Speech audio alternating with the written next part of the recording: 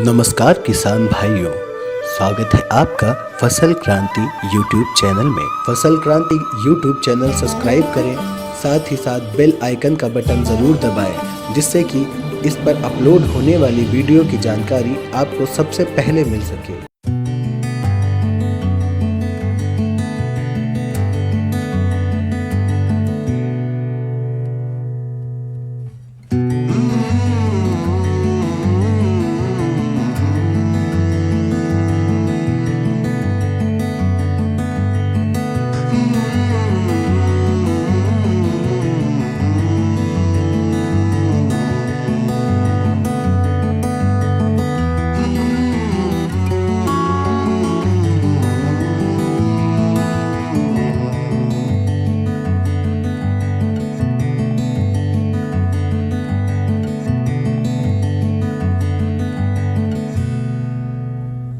नमस्कार दोस्तों, सबसे पहले तो मैं आप सबका स्वागत करता हूं इस चर्चा में और धन्यवाद करता हूं फसल क्रांति का, जिसने हमें ये मौका दिया, इस प्लेटफॉर्म को उपलब्ध कराया आपसे कृषि संबंधी चर्चा करने के लिए। साथियों, मेरा नाम सतीश तिवारी है और मैं हेड मार्केटिंग के पद पे कार्यरत हूँ कोरोमंडल इंटरनेशनल लिमिटेड में। और मैं भी एक किसान परिवार से बिलोंग करता हूँ और पिछले 20 सालों से एग्रीकल्चर में काम कर रहा हूँ, एग्री प्रोफेशनल हूँ और किसानों के साथ जुड़ा हुआ हूँ। साथियों, जैसे आप जानते हैं कि कोरोमंडल इंटरनेशनल लिमिटेड एक एग्री इनपुट की लीडिंग कंपनी है इंडिया की, और ये 70 ईयर ओल्ड कंपनी है और one of the biggest leading phosphatic fertiliser company है। बहुत सारे हमारे ब्रांड जैसे कि गोदावरी और ग्रोमोर डीएपी, इसके अलावा Sulfa Max, double horse super SSP. कीटनाशकों में जैसे आप जानते हैं कि हमारा फेंडाल, हेक्जेस्टॉप, आरिथ्री, प्रॉस्पेल, बहुत सारे प्रोडक्ट जटायु किसानों में बहुत ही लोकप्रिय हैं। पिछले साल आप जानते हैं कि जो बॉर्डर एरिया है राजस्थान और पंजाब का, उस एरिया में जो लोकस्ट टिड्डी दल का अटैक हुआ, उसमें कंपनी का प्रोडक्ट साइथियोन, जिसमें मैलाथियोन है, टिड्डी के अगेंस्ट बहुत ही कारगर साबित हुआ। तो कंपनी इस तरह से बहुत ही किसानों की सेवा के लिए प्रोडक्ट ईजाद करती रहती है। अपने निजी अनुसंधान से किसानों के लिए उनकी समस्याओं को समझते हुए नए नए प्रोडक्ट देने की कोशिश करती है।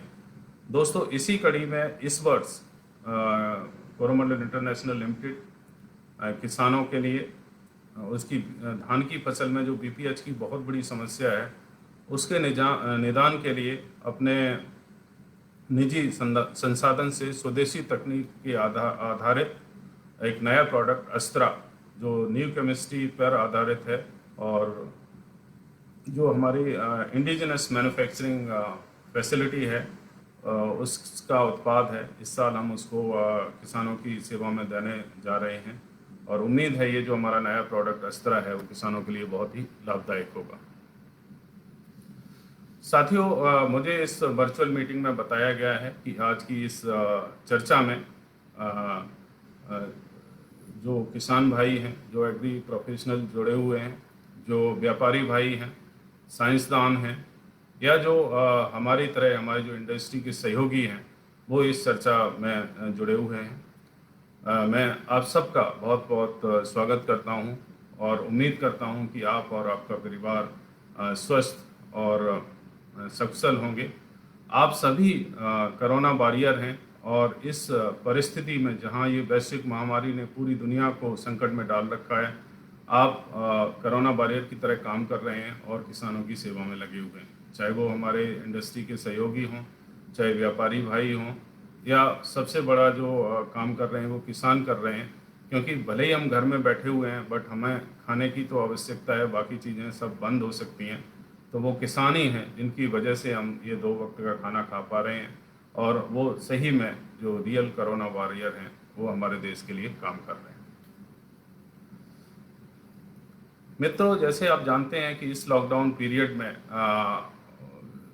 जिस तरह से किसानों ने और हमारे इंडस्ट्री के लोगों ने पूरे समाज की अथक भाव से सहायता और प्रयास किया है, उसकी वजह से भारत में जो इसकी पोजीशन है वो कहीं कहीं बेटर है।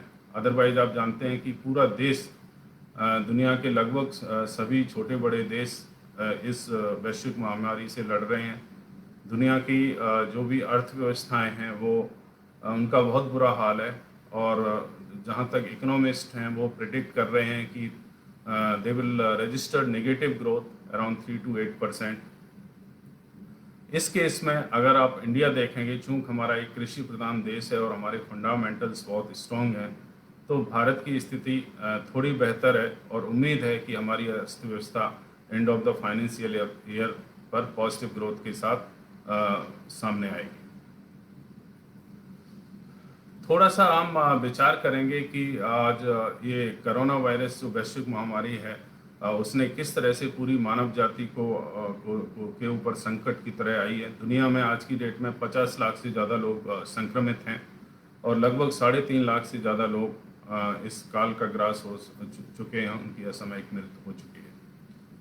भारत की देखेंगे स्थिति, तो भारत की स्थिति भी अधिक भिन्न नहीं है। हमारे देश में भी जो संक्रमित लोगों का आंकड़ा है वो 1 लाख से ऊपर हो गया है और मरने वालों की संख्या भी 3000 से ऊपर जा चुकी है। दोस्तों, ये बीमारी बहुत लंबे चलने वाली है और हमने इसके साथ ही जीना सीखना पड़ेगा, इससे जूझना पड़ेगा और आगे बढ़ना पड़ेगा। मित्रों, भारत में आप जानते हैं कि हमारी जो अर्थव्यवस्था है वो बेसिक फंडामेंटल्स हैं, जो एग्रीकल्चर है उस पर आधारित है और हमारे देश में जो ज़्यादा से ज़्यादा जनसंख्या है वो इसके ऊपर निर्भर है। उसी प्रकार से जो इसके परिणाम स्वरूप जो चीज़ें सामने आ रही हैं, मैं उसके बारे में आपको चर्चा करूंगा।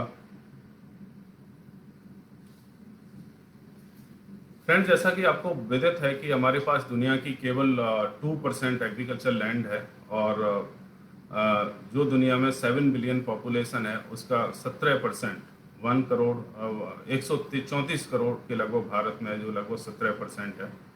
तो 2% जो एग्रीकल्चर लैंड है उससे हम पूरे विश्व की 17% जनसंख्या का भरण पोषण कर रहे हैं।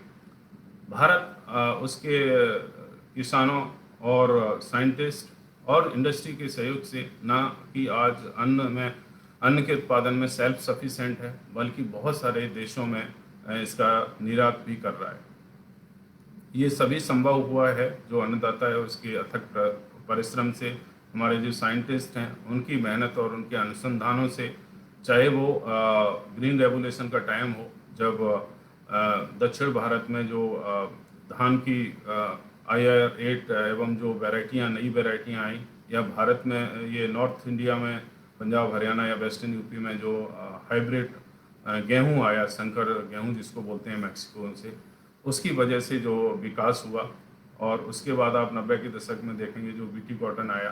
तो आज हम इस पोजीशन पे हैं कि भारत न सिर्फ अपने देश में बढ़ती हुई पॉपुलेशन का पूरा ध्यान रख पा रहा है, बल्कि पूरे दुनिया में जो लोग हैं उनके लिए भी अन्न और जो भी अदर फूड आइटम्स हैं, चाहे मीट है, चाहे लाइव स्टॉक है, हॉर्टिकल्चर प्रोडक्ट हैं, उसका भी एक्सपोर्ट करता है। अन्न उत्पादन में इंडिया जो है आज एक आत्मनिर्भर देश बना हुआ है। दोस्तों, आप जैसे जानते हैं कि इंडिया में हमारे देश में जो कृषि है वो भले ही हमारी GDP को लगभग 17% ही कंट्रीब्यूट करती हो। जब देश आज़ाद हुआ था तो इसका कंट्रीब्यूशन लगभग 50% था, आज जो घट के 17% आ गया है। पर साथ में ये भी सच है कि हमारे देश की लगभग 60% जो पॉपुलेशन है वो एग्रीकल्चर पे ही डिपेंड है। और ये एग्रीकल्चर उनके लिए एक व्यवसाय नहीं बल्कि एक वे ऑफ लिविंग है, एक जीने का सहारा है और एक जीने की जो जिसको बोलते हैं चर्या है। हमारे देश में जैसे कि आप जानते हैं कि unlike European country or American country, we have very small and marginal farming. इस वजह से समस्याएं भी बहुत हैं, मैकेनाइजेशन कम है, और जो चीज़ें हम करना इम्प्लीमेंट करना चाहते हैं, जो उन्नत तकनीकी, चाहे वो मैकेनाइजेशन हो, चाहे एग्री इनपुट हो या इन्वेस्टमेंट हो एग्रीकल्चर में, वो नहीं हो पा रहा है। पर इसके बावजूद भी भारत, आपने देखा होगा, इस कठिन समय में भी एग्रीकल्चर की वजह से दुनिया में अपना एक अलग स्थान रख पा रहा है। इस बार तमाम दिक्कतों के बावजूद, जैसा आपने देखा होगा कि न सिर्फ रबी प्रोडक्शन एक रिकॉर्ड तोड़ रहा, 292 मिलियन टन्स का रबी प्रोडक्शन हुआ, जबकि बहुत सारी समस्याएं थी। आपने देखा होगा हार्वेस्टिंग के टाइम में लेबर नहीं थी, मार्च के 3rd वीक में लॉकडाउन शुरू हो गया था, उसकी वजह से हैवी मशीनरी का मूवमेंट नहीं था, और ऐसी बहुत सारी समस्याएं थी। कोई भी लॉजिस्टिक अवेलेबल नहीं था, बसेस, ट्रेन्स, ट्रक्स, कार्गो, हर एक चीज़ बंद थी। वो सारी समस्याओं का सामना करते हुए भी भारत में आप देखेंगे तो रबी का जो प्रोडक्शन था 292 मिलियन, जो which is a new record हुआ है। और चूँकि IMD ने एक नॉर्मल मानसून की फोरकास्टिंग की है, उसकी वजह से जो हमारी आने वाली खरीफ क्रॉप है, चाहे वो धान हो, मेजरली कॉटन हो, सोयाबीन हो, शुगर कैन हो, इसके जो प्रॉस्पेक्ट्स हैं वो भी बहुत ही ब्राइट बन रहे हैं। हमारे सभी किसानों और सबकी मेहनत की वजह से उम्मीद है कि खरीफ क्रॉप भी बहुत अच्छी पैदा होगी। दोस्तों, ऐसा नहीं है कि इस लॉकडाउन या कोरोना महामारी की वजह से हमारी कृषि या ये एग्रीकल्चर सेक्टर, जिसको हम रिसेशन फ्री सेक्टर कहते हैं, ये प्रभावित नहीं हुआ है। ज़रूर ये भी एक सेक्टर है जो प्रभावित हुआ है, और बहुत सारी मुश्किलों का सामना किसानों को करना पड़ा है, जैसा भी मैं पहले भी समझा रहा था। जिसमें से आपने देखा होगा कि जब लॉकडाउन था, सप्लाई चेन पूरी तरह से ध्वस्त हो चुकी थी। जो फार्म गेट प्राइस हैं वो क्रैश हो गए थे, चाहे वो डेयरी हो, चाहे लाइव स्टॉक हो, चाहे फ्रूट्स हों, वेजिटेबल्स हों। इस तरह से प्रोडक्ट के फार्मर्स अपनी जो उत्पाद हैं वो शहर में नहीं ला पा रहे थे या बाहर नहीं बेच पा रहे थे, उसकी वजह से उसके प्राइस एकदम क्रैश हो गए थे। दूसरा, आपने देखा होगा कृषि में लेबर का बहुत बड़ा योगदान होता है। चूँकि लॉकडाउन की वजह से माइग्रेंट लेबर अपने स्थानों के लिए जाने लगी, चाहे वो यूपी हो, बिहार हो, वेस्ट बंगाल हो, उड़ीसा हो, उस वजह से भी एग्रीकल्चर ऑपरेशंस में बहुत सारी समस्याओं का सामना करना पड़ रहा है, और अभी भी करना पड़ रहा है। जैसा आपने खरीफ में देखा होगा, धान की ट्रांसप्लांटिंग हो, और बहुत सारे जो एग्रीकल्चर ऑपरेशंस हैं वो लेबर की वजह से ये प्रभावित हुए हैं, और उम्मीद है धीरे धीरे इन समस्याओं से हम लोग उबर पाएंगे। आपने देखा होगा मूवमेंट ऑफ मशीनरी भी एक इशू रहा। मशीनरी ठीक से मूव नहीं कर पाई लॉकडाउन की वजह से। गवर्नमेंट ने एक अच्छा काम किया कि एग्रीकल्चर को एसेंशियल कमोडिटी में रख के इसको लॉकडाउन से बाहर किया, बट ये एक्शन थोड़ा लेट लिया गया, और इसका इम्प्लीमेंटेशन जो डिस्ट्रिक्ट लेवल पे है वो बहुत बाद में हुआ। उसका खामियाजा भी किसानों को भुगतना पड़ा। इसके अलावा आपने देखा होगा कि जो लॉकडाउन की वजह से जो एग्री इनपुट हैं उनकी बहुत ज़्यादा शॉर्टेज आने वाली है, और यही मेरा टॉपिक भी है आज का चर्चा का, कि जो एग्रोकेमिकल सिनेरियो है या एग्री इनपुट सिनेरियो है वो लॉकडाउन के टाइम में किस तरह का रहने वाला है। तो मित्रों, मैं आपको बता दूं कि जिस तरह से लॉकडाउन मार्च से हुआ, तब से फैक्ट्रियां ऑलमोस्ट बंद थी। बाहर से जो 50% जो हमारा रॉ मटेरियल है या उसका जो सॉल्वेंट है, इंटीग्रेंट्स हैं, वो बाहर से आते हैं, वो इंपोर्ट नहीं हो पा रहा था। चाहे वो इंपोर्ट की रिस्ट्रिक्शंस हों या शिपमेंट की प्रॉब्लम हो या कस्टम्स में दिक्कत हो। इसके अलावा जो हमारी फैक्ट्रीज़ हैं वो पहले तो बंद थी, अभी जो स्टार्ट भी हुई हैं तो 30 से 40% कैपेसिटी से रन कर रही हैं, और उनको भी बहुत सारी समस्याओं का सामना करना पड़ रहा है, जिनमें से एक लेबर प्रॉब्लम बहुत बड़ी है, क्योंकि हमारे यहाँ इतना ऑटोमेशन नहीं है, फैक्ट्रियाँ ऑटोमेटेड नहीं हैं, लेबर इंटेंसिव हैं। सो लेबर ना होने की वजह से इसका बहुत बड़ा इम्पैक्ट पड़ रहा है प्रोडक्शन पे, एग्रोकेमिकल्स के प्रोडक्शन पे हो, चाहे वो फर्टिलाइजर के प्रोडक्शन पे हो। इससे और एलाइड जो चीज़ें हैं, जैसे पैकिंग मटेरियल हो गया, आपका रॉ मटेरियल हो गया, या जो मटेरियल बनाया है वो वेयर हाउस तक पहुंचाना है, उसमें भी बहुत बड़ी समस्या आ रही है, क्योंकि लॉजिस्टिक उतना अवेलेबल नहीं है। जो चीज़ें किसान प्रोड्यूस कर रहा है उसकी मार्केटिंग भी बहुत इशू है। आपने देखा होगा प्रिक्योरमेंट के टाइम रबी क्रॉप का जो प्रिक्योरमेंट था, चाहे वो वीट हो अदर क्रॉप्स हों, सोशल डिस्टेंसिंग की वजह से या गवर्नमेंट रेगुलेशन की वजह से बहुत फेज मैनर में हुई, but we can appreciate the effort of governments because of that the procurement was slightly better, otherwise it could have been a disaster in this year. आपने देखा होगा कि बहुत सारे जो फाइनेंशियल एजेंसीज हैं वो आज प्रॉब्लम्स में हैं। बैंक्स का कंसोलिडेशन हो रहा है, मर्जर है, कोई गिने चुने बैंक रह गए हैं और बहुत सारे इश्यूज हैं। उसकी वजह से जो मार्केट में कैश अवेलेबिलिटी है वो एक बहुत बड़ा प्रॉब्लम है। कैश क्रंच जो है एक बहुत बड़ी समस्या है और आने वाले टाइम में उन्हीं डीलर्स को और उन्हीं लोगों को मटेरियल मिलेगा जो कैसेज पार्टीज हैं या जिनके पास कैश है। जो कैश हैं they will be the cash. चूँकि बहुत ही एग्रोकेमिकल्स और चाहे वो फर्टिलाइज़र हो उसकी शॉर्टेज है, डिमांड और सप्लाई में गैप है, इसलिए बहुत ज़रूरी है। ये मेरा जो हमारे इंडस्ट्री के साथी हैं उनके लिए मेरा सजेशन है कि वो ये एक सही टाइम है कि वो चैनल को रैशनलाइज करें। जो अच्छी पार्टीज़ हैं जिनका पास्ट अच्छा है या जिनका रिटेल अच्छा है उनको जो है ज़्यादा प्राथमिकता दें ताकि किसानों को सही चीज़ सही समय पर सही दाम पर उपलब्ध की जाए। आपने देखा होगा जैसे एक्सपोर्ट, बहुत सारे प्रोडक्ट का एक्सपोर्ट होता था। India is the biggest exporter of meat which was not happening due to cargo का मूवमेंट नहीं है, शिप का मूवमेंट नहीं है। उस वजह से भी इन सब चीज़ों के जो प्राइस हैं वो क्रैश कर गए हैं, चाहे वो मीट हो, चाहे फ्रूट हो, चाहे वेजिटेबल्स हो, चाहे डेयरी प्रोडक्ट हों। ये सारी चीज़ें जो है इन सब बातों की वजह से इफ़ेक्ट हुई। दोस्तों, इसमें कोई शक नहीं है कि एग्रीकल्चर सेक्टर जो है वो एक it is better placed as compare to other sectors. Otherwise आपने देखा होगा कि sectors like auto, aviation, retail, movie, mall, इन सब का बहुत बुरा हाल है। आपने देखा होगा travel industry, hotels, mall, restaurants, ये सभी बंद हैं और बहुत बुरी तरह से इन पर प्रभाव पड़ा है। अगर ये क्वार्टर की बात करेंगे तो ये 70 से 80% इनका बिजनेस डाउन है। आपने देखा होगा ऑटो, कार्स कुछ सेल नहीं है, प्रोडक्शन नहीं है, तो ये एक बहुत बड़ी समस्या है। इसके मुकाबले अगर आप देखेंगे तो एग्रीकल्चर सेक्टर जो हमारा है वो एक रिसेशन फ्री सेक्टर है और ये उम्मीद है ये इससे भी और अच्छा करने की इसमें क्षमता है और इससे अच्छा करेगा। चूँकि पूरी दुनिया में एक सिचुएशन बनती जा रही है ये लॉकडाउन की वजह से, जहाँ पे ग्लोबल रिसेशन की समस्या लोगों को फेस करनी पड़ सकती है। जैसे आपने देखा होगा जो भी दुनिया की बड़ी इकोनॉमी है, चाहे वो अमेरिका हो, चाहे यूरोपियन कंट्रीज़ हो और थर्ड वर्ल्ड कंट्रीज़ हो, इन सब की जो इकोनॉमीज़ हैं वो माइनस में जाने वाली हैं और शट डाउन है। पूरी दुनिया स्टैंड स्टिल है बिकॉज ऑफ दिस कोविड-19। तो इस सिचुएशन में जो बड़ी समस्या आने वाली है वो एक फूड इनसिक्योरिटी की समस्या है, क्योंकि या तो कंट्रीज प्रोड्यूस नहीं कर पा रहे हैं या जो लोग इंपोर्ट पर डिपेंड थे उनको वो मटेरियल नहीं मिल रहा है। तो in this situation being agri professional, हमारी जो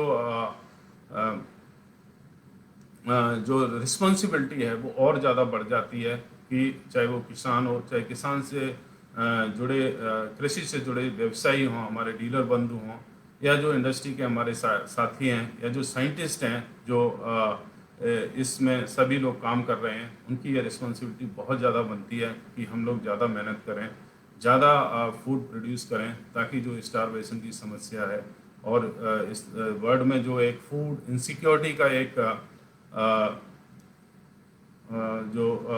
समस्या आ रही है उस तरह की समस्या ना हो। मित्रों, मैं बीच में एक चीज़ आपको ज़रूर बोलना चाहूँगा कि अगर आपका कोई क्वेश्चन है, कुछ है, तो आप नीचे एक जो बॉक्स है उसमें अभी लिख सकते हैं। मैं ज़रूर उसको आंसर करने का कोशिश करूँगा। Otherwise end of the session also you can ask me the question, you can write in this box और otherwise you can mail me also after this session. So यहाँ पे मैं 2-3 चीज़ें जो एग्री इनपुट में या जो हमारा एग्रीकल्चर सेक्टर है जो एक बैकबोन है इंडिया की, उसके बारे में कुछ चीज़ें आपके सामने ज़रूर साझा करना चाहूँगा। जैसे कि आपने देखा होगा इन सब सिचुएशन की वजह से जहाँ बहुत सारे बिजनेस डीग्रो कर रहे हैं या उनमें बहुत बड़ा रिसेशन है, the sectors are almost collapsed, चाहे वो एविएशन ले लो, ऑटो इंडस्ट्री ले लो। एग्रीकल्चर में भी ऐसा नहीं कि ये सेक्टर एकदम बचा हुआ है, बहुत सारे चैलेंजेस हैं जिससे हमें फाइट करना है। जिसमें से सबसे बड़ा चैलेंज आप देखेंगे, जो एग्री इनपुट है इसकी अवेलेबिलिटी जो है वो बहुत कम रहने वाली है, और उसके रीजन मैं पीछे आपको बता चुका हूँ। चाहे वो प्रोडक्शन का ना होना हो, चाहे इंपोर्ट हो, इन सब की वजह से जो एग्री इनपुट है, चाहे वो फर्टिलाइजर है, पेस्टिसाइड्स है, वो उसकी अवेलेबिलिटी एक बहुत बड़ा इशू रहेगा और कम रहेगी। आपने ये चीज़ ध्यान रखना है, क्योंकि इसका इम्पैक्ट हमारी फार्मिंग पे ना पड़े, उसके लिए जो सही डीलर या सही जगह का चुनाव करना बहुत ज़रूरी है। इसके अलावा आपने देखा होगा कि because of labour problem and other problems you may see some crop shift. जैसे कि आपने देखा होगा अभी पंजाब, हरियाणा या वेस्टर्न यूपी में जो पैडी की ट्रांसप्लांटिंग होती थी, वो बहुत सारे ऑल आर मैनुअल, कोई उसमें पैडी ट्रांसप्लांटर का इस्तेमाल नहीं होता है। तो ऐसी स्थिति में जहाँ लेबर की अवेलेबिलिटी नहीं है, तो आप जो है बहुत क्रॉप शिफ्ट देख सकते हैं। जैसे पैडी की क्रॉप में भी आपने देखा होगा, बासमती से लोग जो है पीआर वैरायटी में जाएंगे, या ट्रांसप्लांटेड राइस से जो डायरेक्ट सीडेड राइस है, डीएसआर राइस जिसको बोलते हैं, लोग उसमें जाएंगे। जिस तरह से गवर्नमेंट्स भी प्रमोट कर रही है कि लोग धान की बजाय मक्का या कॉटन या ऑल्टरनेट क्रॉप में जाएं, वो भी क्रॉप शिफ्ट होगा। बहुत सारी स्टेट्स के आपने एडवाइजरी देखी होगी, चाहे वो हरियाणा हो, पंजाब हो, तेलंगाना हो। गवर्नमेंट ऑल्टरनेट क्रॉप्स के लिए किसानों को प्रोत्साहित कर रही है, चाहे उसके लिए कुछ स्टिमुलेंट पैकेज दे रही हो या उनको एडवाइजरी जारी कर रही हो। तो क्रॉप शिफ्ट भी इस सिचुएशन में आपको देखने को मिलेगा।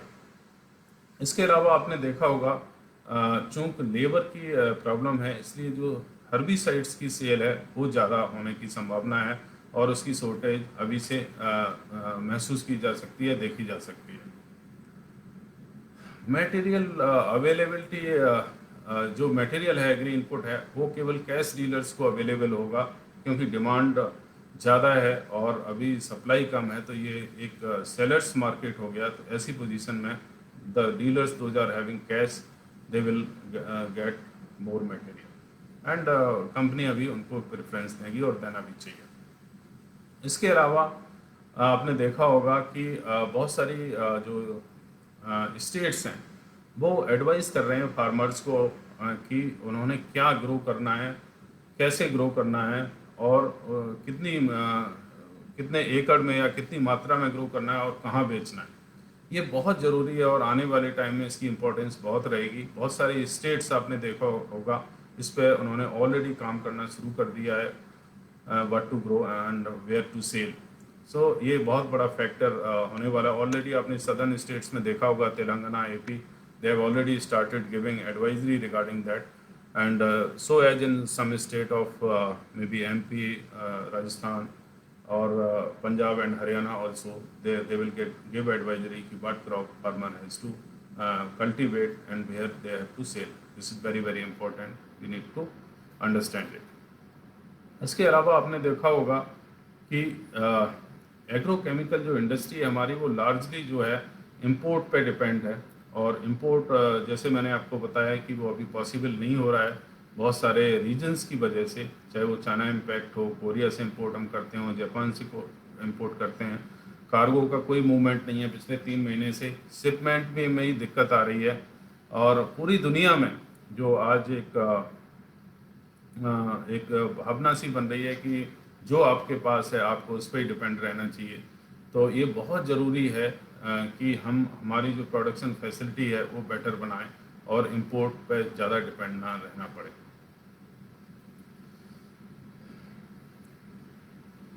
आपने देखा होगा कि जो एग्रीकल्चर प्रोडक्शन है, एग्रोकेमिकल का प्रोडक्शन है, ये लार्जली डिपेंड करता है कि गवर्नमेंट का क्या पॉलिसी है और वो किस तरह से इस इंडस्ट्री को सपोर्ट करती है।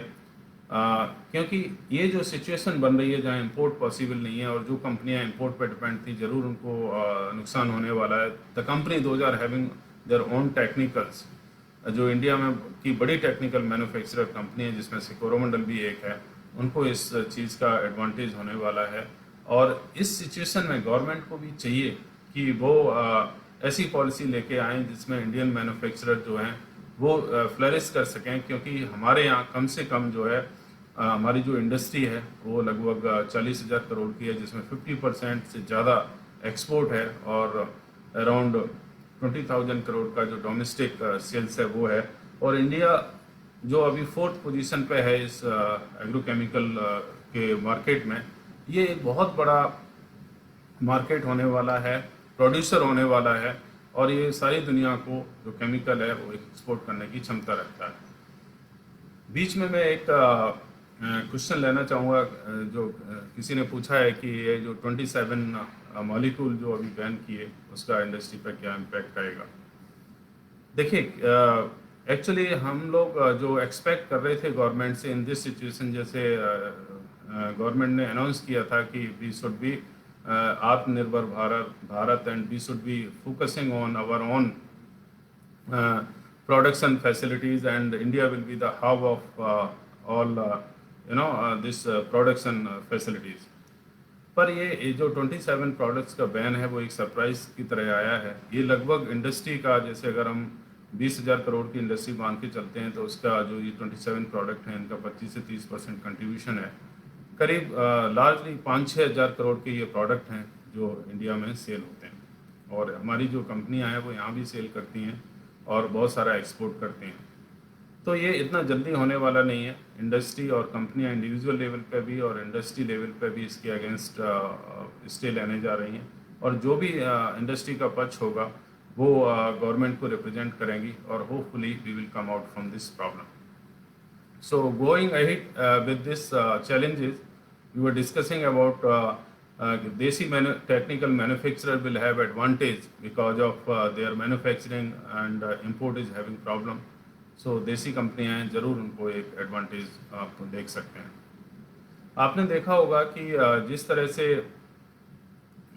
आज के टाइम में ये एक मीटिंग भी उसका एक उदाहरण है कि जो कन्वेंशनल मेथड हैं फार्मर्स तक पहुंचने के, या जो आपके जिस तरह से हम एक्सटेंशन वर्क करते थे, फील्ड वर्क करते थे, वो आज पॉसिबल नहीं हो रहा है। तो उसके लिए बहुत ज़रूरी है जो डिजिटल मीडिया है उसका हम ज़्यादा से ज़्यादा इस्तेमाल करें, चाहे वो यूट्यूब हो, फेसबुक हो, व्हाट्सअप हो, फ़ोन कॉल्स हों, या इस तरह के जो भी डिजिटल मीडिया हैं, वर्चुअल मीटिंग्स हों, वेबिनार हों, कोशिश करें, चाहे वो इंडस्ट्री के हमारे फ्रेंड हैं उनके लिए ये मेरी सलाह है कि जो आपकी जानकारी है प्रोडक्ट के बारे में, एग्रीकल्चर के बारे में, क्रॉप के बारे में, वेदर के बारे में, वो चूँकि physically movement is restricted most of area, most of the part of the country, in this situation we should try to reach with our customer through digital, इसका इस्तेमाल करें।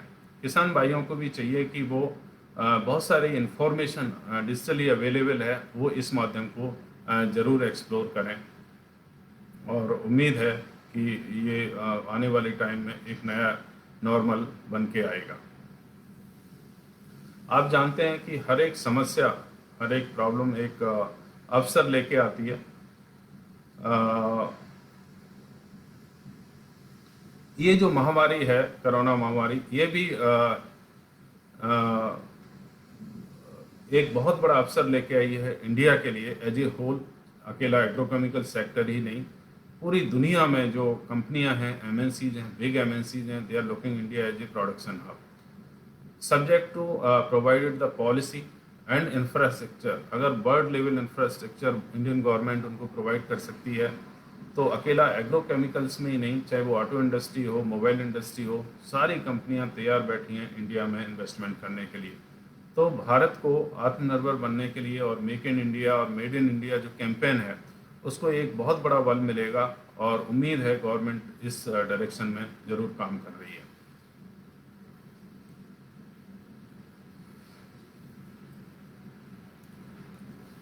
आगे हम बात करेंगे जो अभी आगे हमने कैसे काम करना है और किस तरह से इसको आगे लेके चलना है, जो हमारे चीज़ें हैं।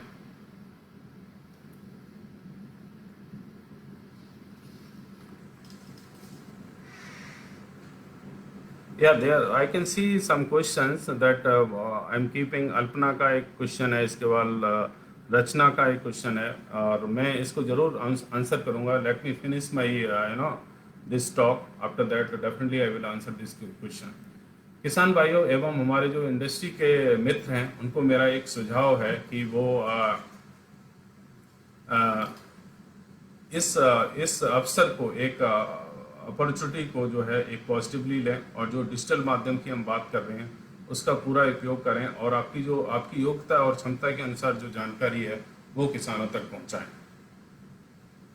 मित्रों, ये महामारी जो है वो एक लंबी चलने वाली महामारी है और हमें इसके साथ ही आगे बढ़ना होगा। भारत विश्व की प्राचीनतम सभ्यताओं में से एक है और जैसा कि आप जानते हैं कि ये पहली बार ऐसा नहीं है कि ये इस तरह की कोई महामारी आई हो और पूरी मानव जाति जिसकी वजह से संकट में है। इससे भी पहले बहुत सारी समस्याओं का दुनिया ने सामना किया हुआ है, चाहे वो 1918 में आया हुआ स्पेनिश फ्लू हो, जो एक बहुत बड़ा बीमारी थी जिसमें लगभग 5 करोड़ लोगों की जो है 50 million people have died on that time, sorry, जिसमें करीब 5 करोड़ लोगों की जो है प्रभावित हुए थे। इसके बाद आपने देखा होगा बहुत सारी सार्स बीमारी आई, स्वाइन फ्लू आया। आपने देखा होगा दुनिया के बहुत सारे शहर जो न्यूक्लियर अटैक है उसकी वजह से ध्वस्त हो गए। पर दुनिया कहीं रुकती नहीं है, आगे बढ़ती है और सब लोगों ने पहले भी इस तरह की बीमारियों से सामना किया है और आगे बढ़े हैं और उम्मीद है कि इस बीमारी से भी लड़ते हुए हम बहुत आगे बढ़ेंगे और आगे जाएंगे। पर कुछ चीज़ें जो मैं ज़रूर सुझाव दूंगा सभी हमारे इंडस्ट्री फ्रेंड्स को, किसान भाइयों को और जो भी लोग हमें सुन रहे हैं, और उम्मीद है वो ये बात आगे तक भी पहुंचाएंगे। आप जानते हैं जो हमारा देश है ये बहुत ही प्राचीन सभ्यताओं से, और जो हमारे रीत रिवाज हैं वो बहुत ही प्रमाणिक, आज की अगर स्थिति देखें तो इसमें हमारी जो रीत रिवाज हैं बहुत ही प्रमाणित साबित हुए। चाहे वो हमारा जो सैल्यूटेशन है, एक दूसरे को नमस्ते करना, दुआ, अदब, सलाम, सत श्री अकाल, जो भी जो सैल्यूटेशन है वो आप अगर देखेंगे जो आज पूरी दुनिया इंडियन पद्धति को अपना रही है। चाहे वो मुंह ढकने की प्रथा हो, आपने देखा होगा गांव में लोग जिसको हम यूपी में गमछा कहते हैं, उससे अंगोछा कहते हैं कहीं, जिसे अपना सिर बांधे रहते थे। हमारी जो महिलाएं या बहनें हैं वो अपना चुन्नी से सर ढकती थी, या जो साड़ी से सर ढकती हैं, या और जो कपड़े हैं उससे, आपने देखा होगा ये प्रथा भी आज बहुत ही रिलेवेंट नज़र आती है। आपने देखा होगा हमारे यहाँ कहीं बहुत ही ज़्यादा हाथ धोने की, साबुन से हाथ धोने की प्रथा है, बार बार हाथ धोने की प्रथा है। इसके बाद रोज़ स्नान करने की प्रथा है। आप बहुत सारे कंट्रीज़ में देखेंगे लोग हफ्तों तक नहीं नहाते हैं। हमारे यहाँ लोग डेली स्नान करते हैं, स्वस्थ धुले हुए स्वच्छ कपड़े पहनते हैं। तो ये बहुत आज के टाइम में रिलेवेंट आपने देखा होगा ये चीज़ें हैं। खादी का इस्तेमाल, कॉटन का इस्तेमाल करना, घर को धोना, उसको पेंट करना टाइम पे, उसको धूमित करना, या उसको जैसे हवन वगैरह करते हैं उससे उसका शोधन करना। हमारे यहाँ लोग घर का ही खाना ज़्यादा पसंद करते हैं, आपने देखा होगा। और योग करना है, ध्यान करना, जो हमारी पुरानी जो पद्धति हैं, जो समस्याएं, जो प्रचलन हैं, रीत हैं, रिवाज हैं, आज की जो ये कोरोना काल में बहुत ही रिलेवेंट साबित हो रहे हैं। और मैं सभी भाइयों को अनुरोध करता हूं कि आप इनको ज़रूर पालन करें, और इसमें कोई शर्म की बात नहीं है। जो हमारी प्राचीन जो रीत और रिवाज हैं आज पूरी दुनिया इनका एडॉप्शन कर रही है, और ज़रूर हम इस महामारी से आगे लड़ सकते हैं और आगे बढ़ सकते हैं। ये सारी चीज़ें जो मैंने बताई, ये चीज़ें जो हैं, ये बीमारी से लड़ने का एक बहुत बड़ा मूल मंत्र है। ज़रूर जिस तरह से मिनिस्ट्री ऑफ होम अफेयर्स आपको एडवाइस दे रही है, उस तरह से भी आप सैनिटाइज़र, मास्क या 2 गज की दूरी है वो बना के रख सकते हैं और अपना काम आगे बढ़ सकते हैं। अभी मैं कुछ आपको क्वेश्चन ले सकता हूँ। जिस तरह से किसी ने पूछा कि इंडस्ट्री में जो हमारे लोग काम कर रहे हैं, जो हमारे साथी काम कर रहे हैं, उनका किस तरह से फ्यूचर है, और ये पोस्ट कोविड और era what will happen with the industry. See what I can anticipate, agriculture is going to be more important, more stronger and more likable profession in coming time, because आपने देखा होगा कि आपको एक engineer, एक doctor और एक may be और जो प्रोफेशन है उन सब की बाद में ज़रूरत पड़ती है। सबसे पहले ज़रूरत पड़ती है एक फार्मर की। और फार्मर ही एक्चुअल में एक रियल इनोवेटर है। उसके फील्ड में जो इनोवेट होता है वो ही रियल प्रोडक्शन है। बाकी चीज़ें आप देखेंगे वो सारे बाई प्रोडक्ट हैं, चाहे वो लोहे से कार बनाना हो या और चीज़ें आपने जो देखी हो, वो किसी न किसी चीज़ से दूसरे रूप में बनाई जाती हैं। जो किसान जो पैदा करता है वो रियल एक इनोवेशन है, वो एक रियल प्रोडक्ट है। आने वाले टाइम में